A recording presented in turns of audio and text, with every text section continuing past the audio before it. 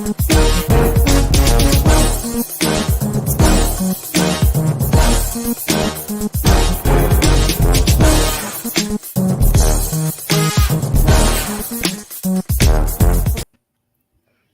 right. Hello, everyone, and welcome to another episode of the Empowered Presence podcast.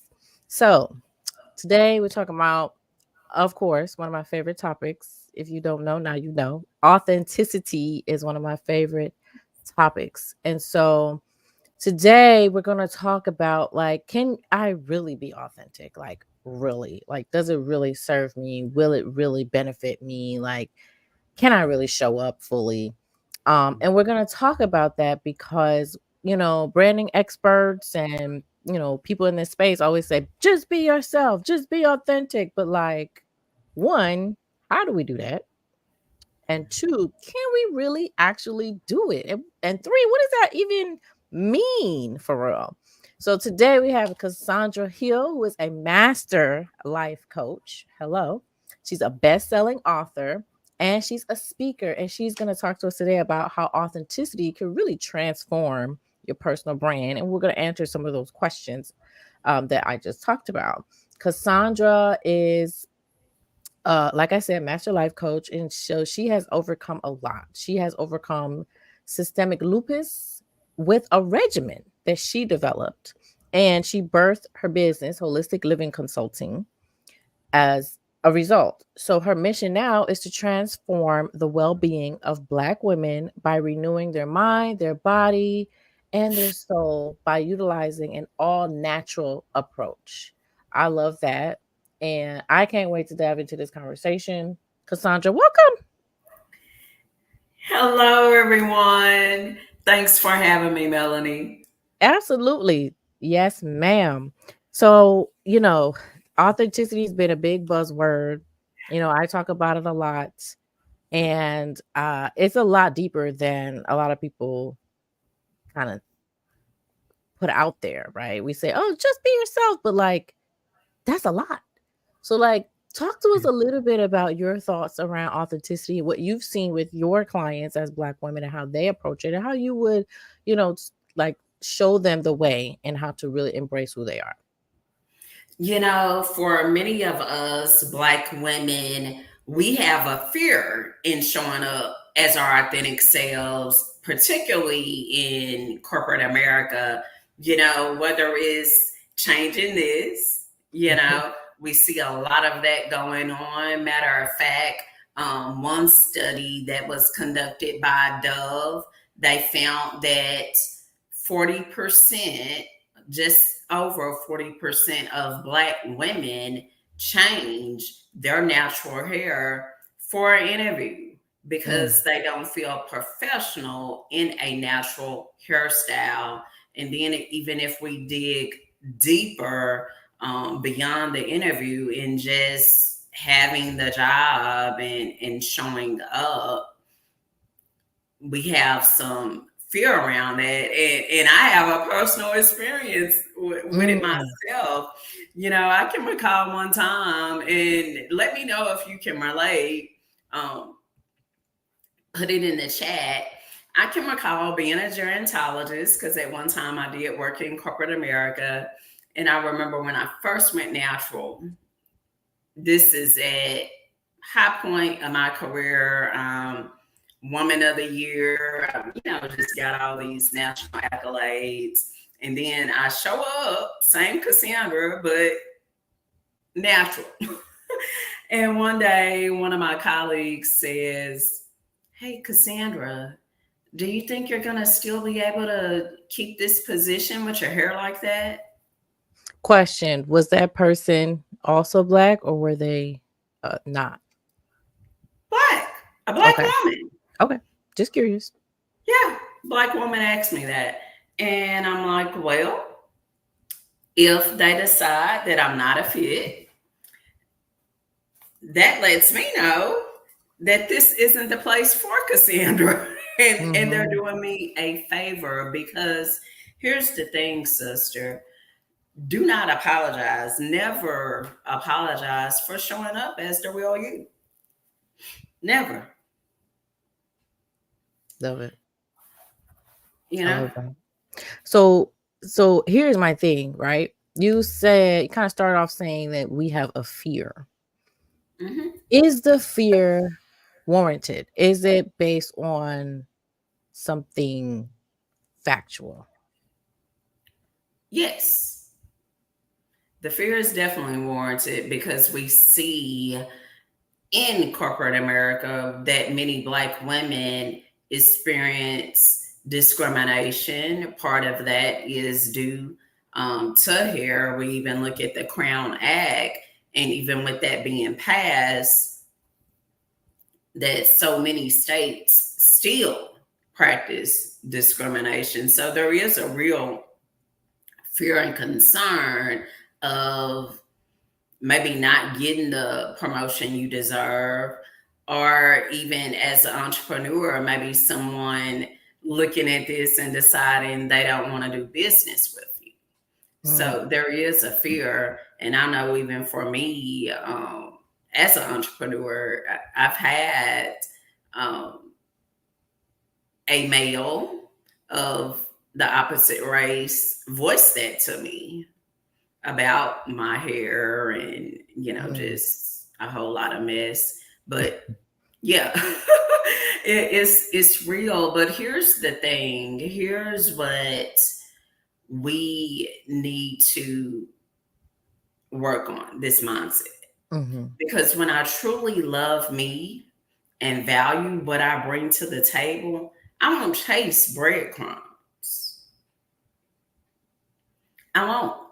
mm, When someone says that although you're qualified, you're this, and this, and because of your appearance, I'm not choosing to move further with you, those are breadcrumb people. Set your intentions on wanting to be in circles where people give you that five-course meal mm. because you're worthy of it and That's deserving right. of it. I love that. Get the 5-course meal. We don't want the crumbs. What you talking about? Yes. And we want the Mm. five-course meal with the salad, The soup. Then you appetizer. bring out the steak, shrimp, the real deal. Yeah. I love that. And it's funny because for me, growing up, I always wanted, straight hair. So I Mhm, was pressing my mom to get that perm. mhm. Finally, I got the perm and I was permed up until from about 12, 13-ish to like I was about 32, 30, Yeah. 34. Mhm. That whole time I was permed up every 2 weeks. And when I went natural, it wasn't because, oh, I want to embrace my curls. It was I don't have time to go to the shop every 2 weeks because I'm about to drop these twins.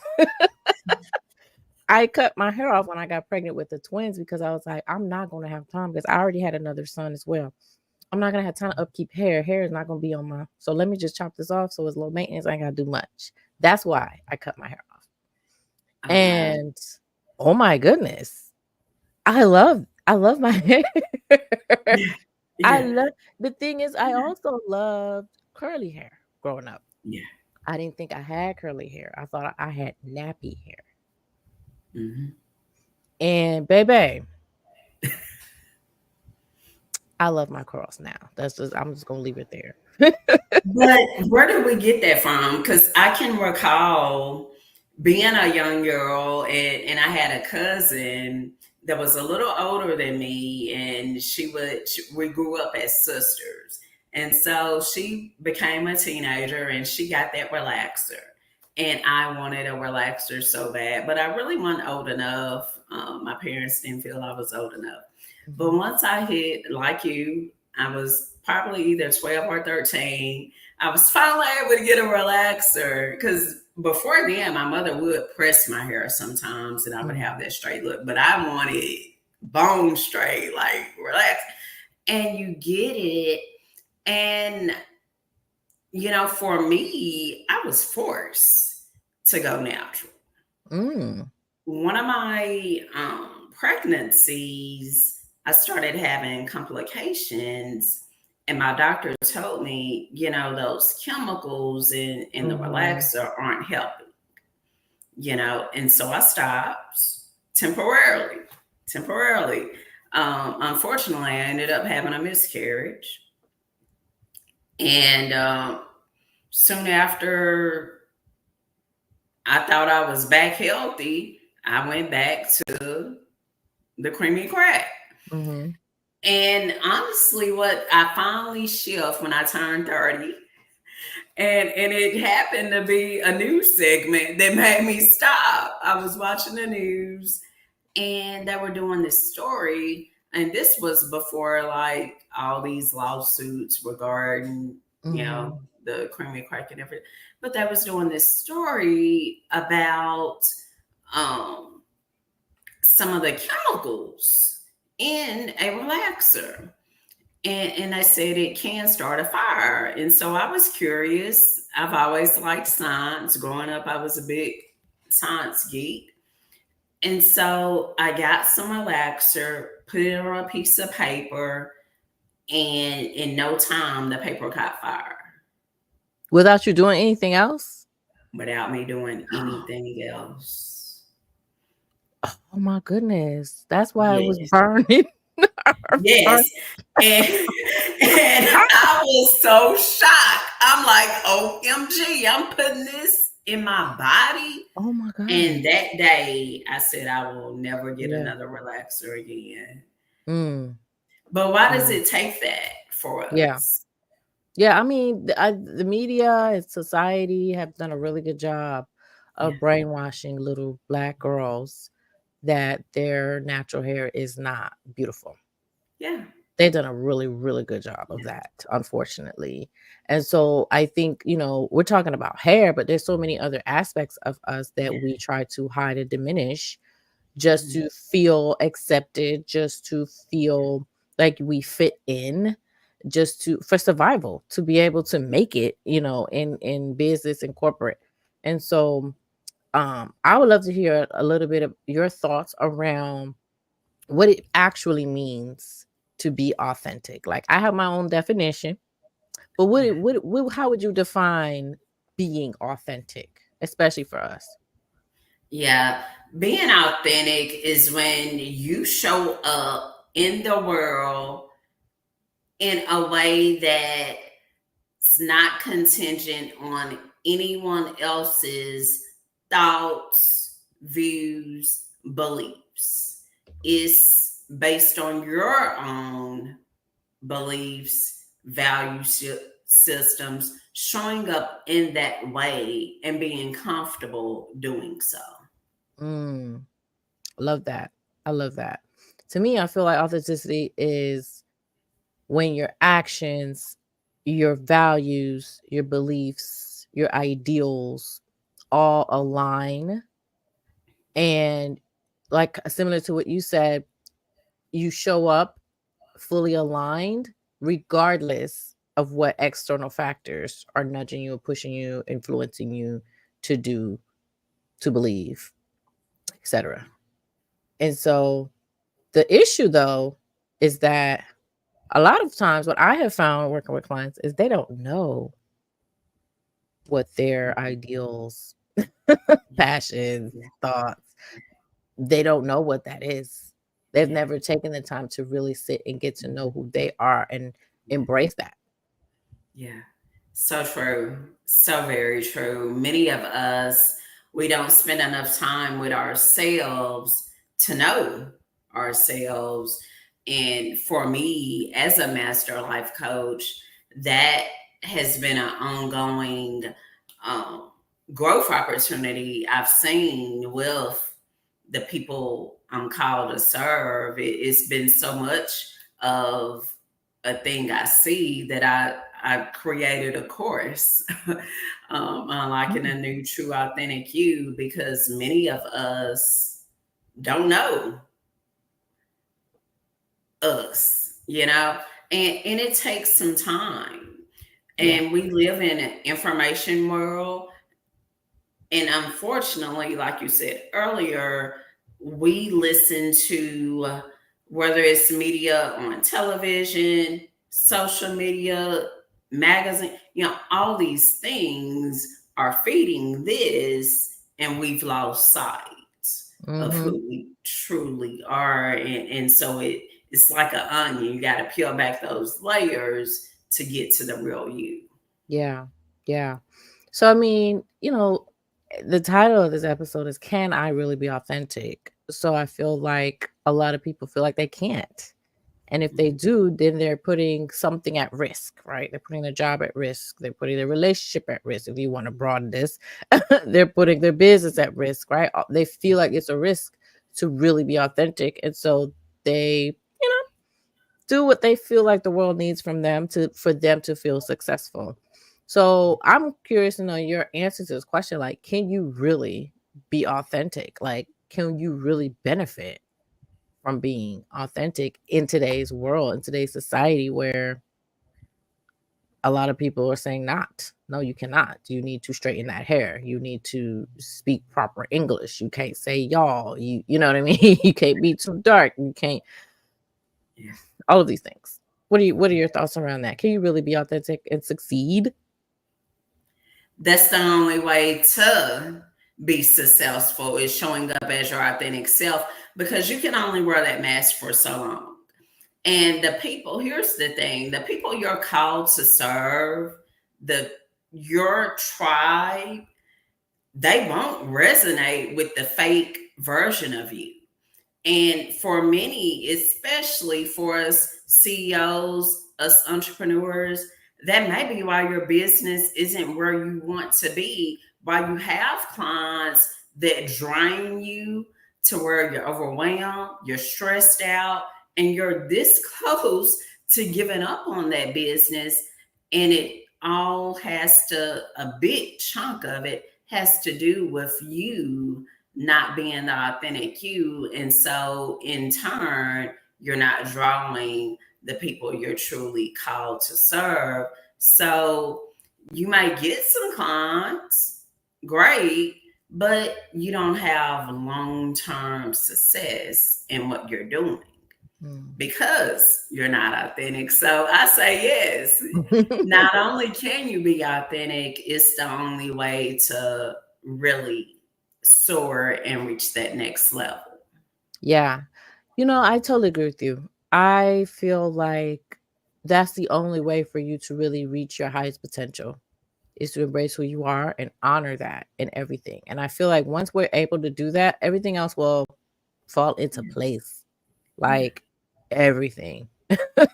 Everything else will fall into place because we're no longer going to be doing things that we don't want to do that drain us, right? We're not going to spend our energy and our time in places that don't honor who we are, right? And we're going to easily identify the places where, oh, y'all, this is where I belong. And there's not going to be a whole lot of resistance because we know this is what we need, this is who we are, and then we can recognize the environments that embrace that. And so that way we can maneuver through life a little easier because we're not trying to impress nobody. Yeah. We're not trying to appease nobody. Yeah. Just being you. Yeah, absolutely. I'm with you on that. So here's my other kind of thought around this, right? Because I am in the midst of working on a study with my sister. And what I'm looking to prove, because well, not necessarily prove, but what I want to see, I want to really see the data because when I'm doing research and try to find stats around this authenticity thing, specifically in corporate, there's nothing that says it's a benefit for us to be authentic. There's a lot of narratives around we can succeed if we code switch and we feel the need to code switch to succeed.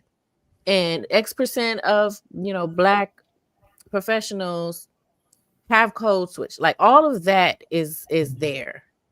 But what about those of us who did not code switch Yeah. and still made it? Where y'all Yeah. at? Where they at? Yeah. right? Yeah. I want those folks to step forward and tell their story and to give some stats around that, because I refuse to believe that the only way for me to make it is to switch it up for, Yeah. you know, the people. Like, I don't want to believe that. I refuse to believe that. And so I'm on a mission to really like prove that wrong. Yeah, yeah. I know for me, the years I was in corporate, I did corporate for just over a decade before I became an entrepreneur. And even in most of my time being in corporate, even with relaxed hair, you look at me, I'm a chocolate woman, um, and I love my beautiful brown skin. There's no changing that.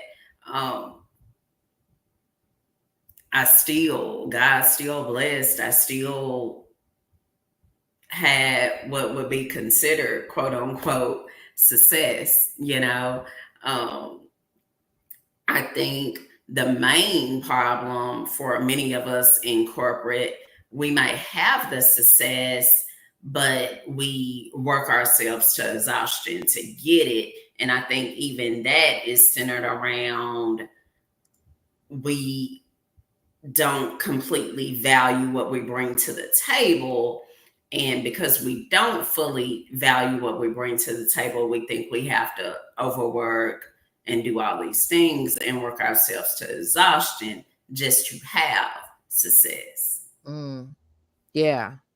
Yeah. And I think there's a lot of pressure, right, from these companies to overwork, and that the overworked will be rewarded. But from what I've seen from my, people that I speak with, talk to, overwork don't really get you much but more work. So like, is this working for us here, folks? No, it is not working because and I can this is a real example. I'm working in corporate America. This corporation I'm with, I'm not going to throw them under the bus today. Working with this corporation, I'm there. Here I am, have a master's degree. This other guy, similar role as I, less education. I he was moving to a different location, and so I was getting his office. He left some of his stuff behind, but I probably didn't mean to. But as I'm cleaning out his office and preparing for it to become my office, I see his pay stub. And I'm ready to fall out and have a heart attack because, like I just said, I have a significant more, not only education, but experience than this man. And I'm making thousands less. Mm, So, for many of us Black women, not only do we work, work, work, and just get rewarded with more work, our salaries, when you mm, compare, most of the time, we're one of the most highly educated in our industry, and we're not given a wage that we deserve. And even if you feel like, yeah, you make decent money, but that's not the point. Are you being valued? mm. Yeah. Because when you value something, you treat it different. Mm. Love that. And that's, I mean, that's a whole nother topic. That's a whole nother topic. But yeah, I think it kind of ties into that being on survival mode, where it's like Yeah, we tend to not know how to negotiate very well, yeah, yeah. right? We Mhm. tend to, kind of have this, well, I'm not going to ask for too much, out of fear of losing the offer, or fear of coming off greedy, or, whatever reason. Yeah, And, our white, uh, what do you call it? Counterparts, They don't care about none of that. They're like, I deserve this much. Yeah, Period. that's it. you That's it. know. And here's an exercise I would love for. This is something I do with clients, and I'm just throwing this out here for a freebie to you guys.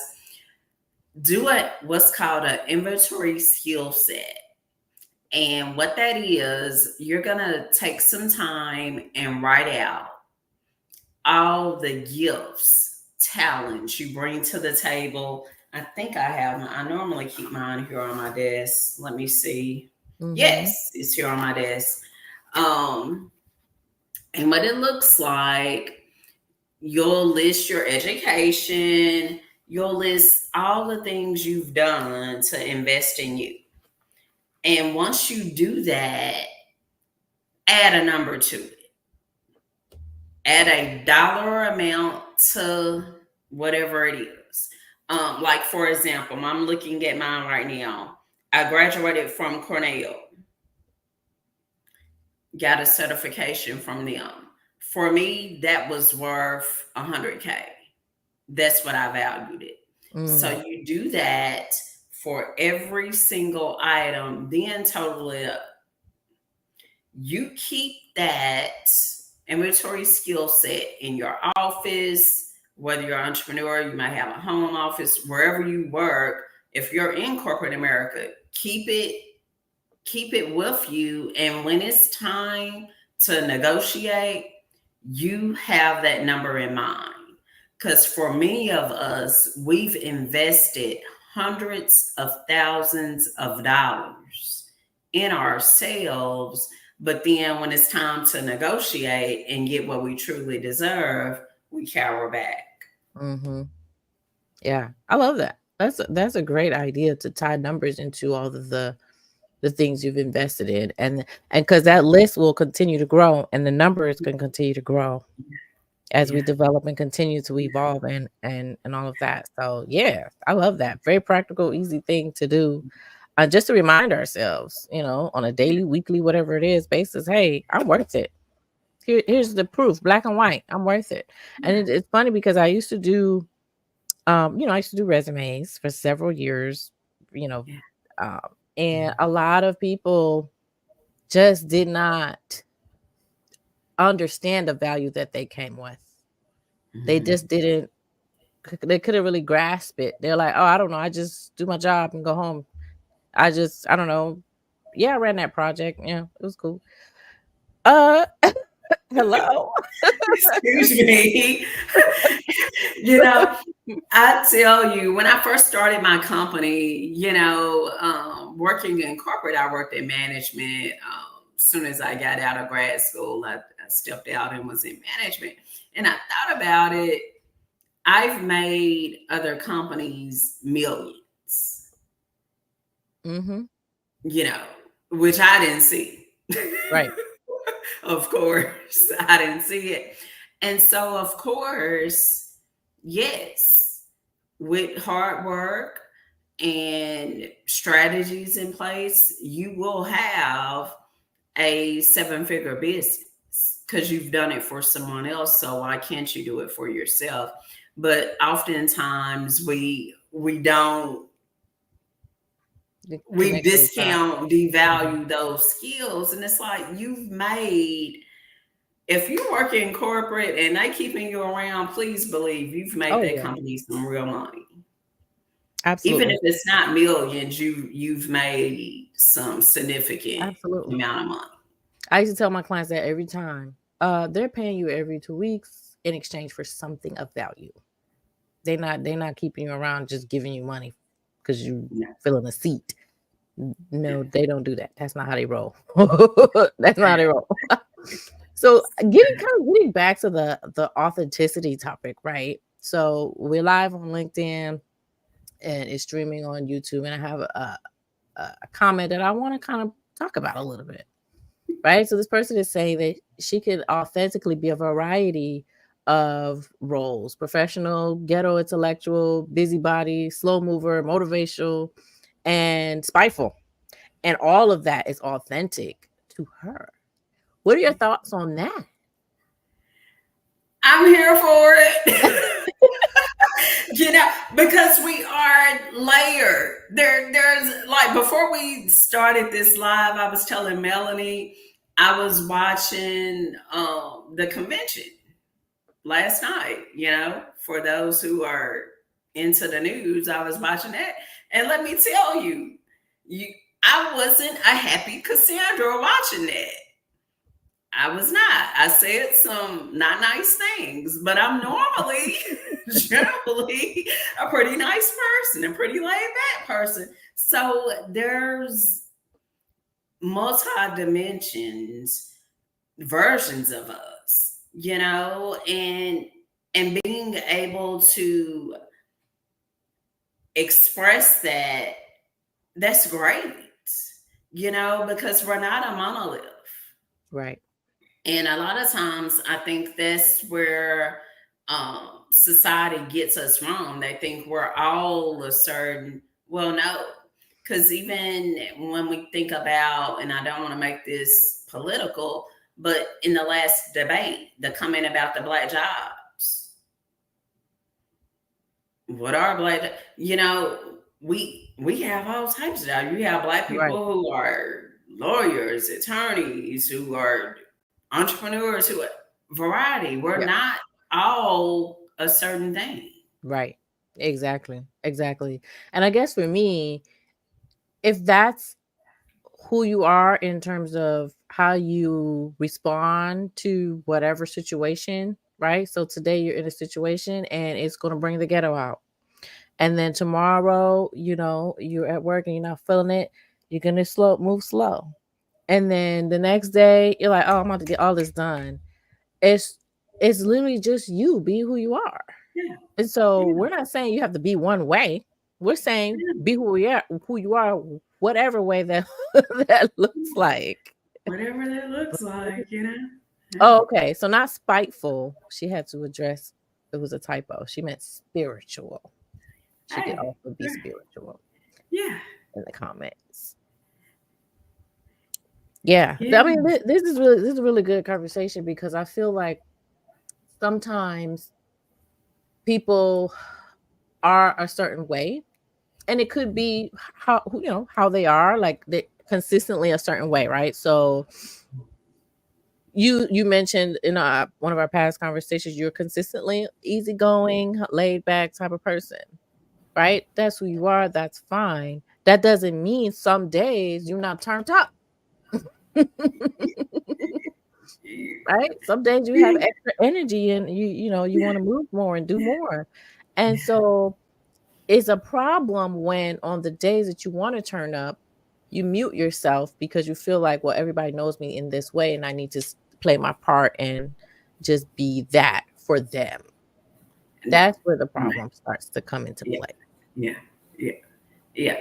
Because there will be times, and there's nothing wrong with that. Honestly, I just had that experience recently with a lady had made a post honoring Breonna Taylor Hmm. and her untimely demise. That post someone didn't agree with, one of Mm, my Facebook friends, and she saw a side of me she mm, never saw, you know. But there's things that's going to cause different types of responses, and there's a time and a place for everything under the sun. yeah, yeah. I agree with it. I agree with that. So how do you help your clients to stay true to who they are? Like, what advice do you give them? What kind of challenges do they, present to you? And like, how do you help them with staying authentic? Yeah. Some of the, like I mentioned earlier, we do that inventory skill set because Hmm. for many of us, when we know our worth in a number amount, that makes us value ourselves in a different way. Some other things we do and get into that authentic version of you, I start them on what's called a mental health detox. And that's Mm. where you take 7 days, just 7 days, where you begin your day with meditation. And I highly recommend meditation and prayer together.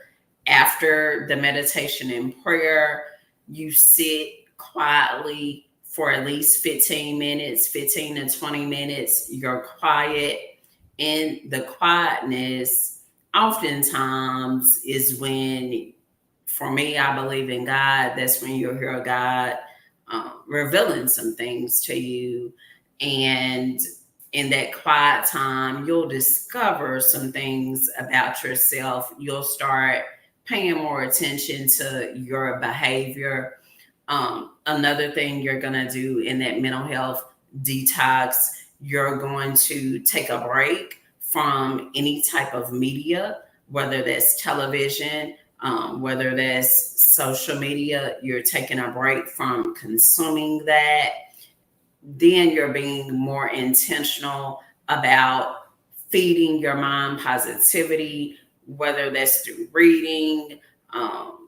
I'm old school. I like picking up a book and reading. You might be an audio book, but whatever way you like to consume um, information that's going to feed your mind, like a book, podcast that's enlightening, like Empowered Presence, um, getting that into your mind. And then the last thing you're going to do in a mental health detox, you're going to evaluate the 5 people you spend the most time with. And as you write those names out, you're going to think about how you feel when you're around each individual. As you start thinking about how you feel when you're around those individuals, after those 7 days are over, you'll be more in tune to you. And then you'll have a better understanding of the people who are part of your system and able to make some decisions that are in your best interests. Interesting. Interesting. I think it's so important that that quiet time is had, because the reason why we stray away from ourselves is because we are allowing too many external factors to determine what we do, the decisions we make, etc. But if it's just us and there's no other influence, that's the only time we could actually get clarity around who we really are.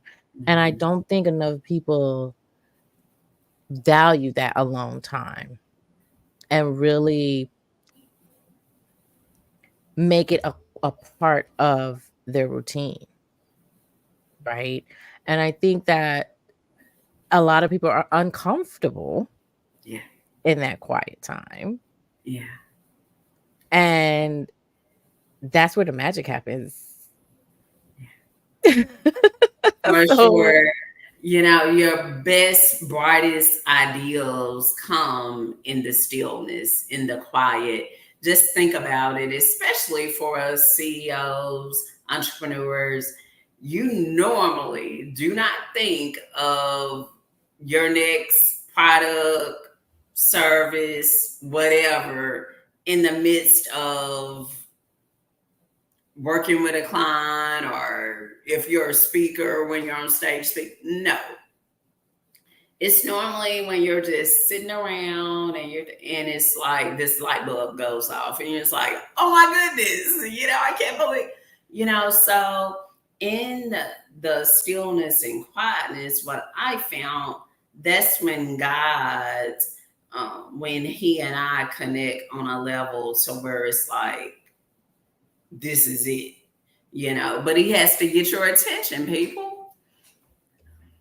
yeah, and the only way to do that is to cut the noise.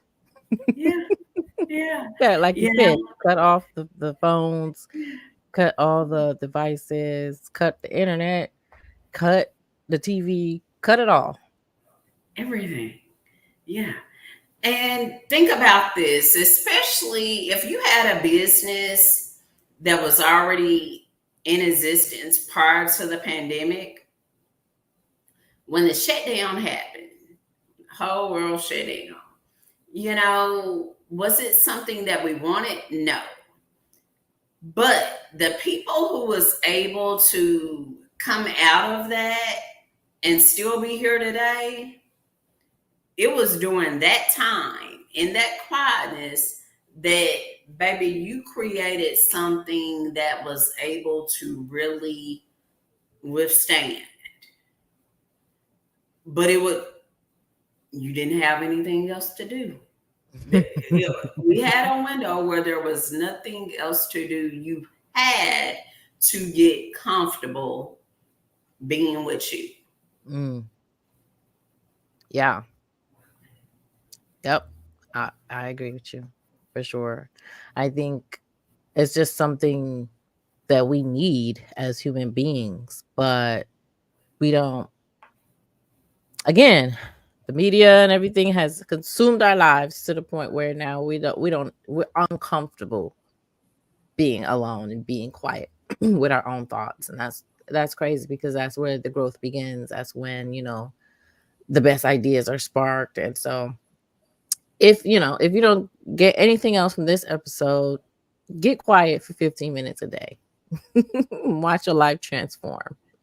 And that could be going on a walk with no phone, right? Going outside and taking in nature and just observing the sky and the birds and the trees and the grass, and just taking it all in and breathing and being.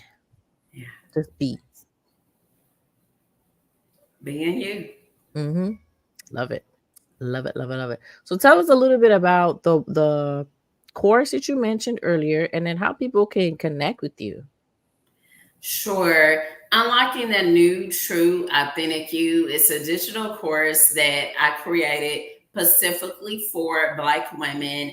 In that course, you will learn how to boost your self esteem, have confidence, and show up on the terms that you choose and not how the world wants you to show up. And the way the course is set up is self-paced. You have unlimited access. And with all my digital courses, how it works, that as information changes, the course is updated. So once you enroll, you have lifetime access, and it's something you can come back and get those refreshers as you work on becoming unapologetically you. And I see now at the bottom of the video the link tree. If you go to the link tree, you will see a link there for my digital course and other things as well. But that course is really great for us Black women on living life on your terms, loving yourself, knowing your worth. Mm. Yes, ma'am. Yes, ma'am. I'm with it. I'm with it. So yes, if you want to connect with Cassandra, you can book a free call with her. There's no fee to have a chat with her. If anything she had said today resonated with you, if you're interested in her course, if you're interested in getting coached by her, she's a master life coach. She knows what she's talking about, child. She be all over the place speaking and everything. So get with her if you really, want to connect for sure. And listen, if you enjoyed this episode today, feel free to support the podcast by just liking, sharing this out, subscribing to the podcast, following us on, um, subscribing to us on YouTube. Leave a rating. We are on Apple, we are on Spotify. Leave a review and just support. The name of the podcast is Empowered Presence. Empowered is the authority or the power to do something, and presence is just the state of fact of existing. And so you are already powerful just as you are. So just be who you are and stand in your power. Until next time, everyone, happy self marketing.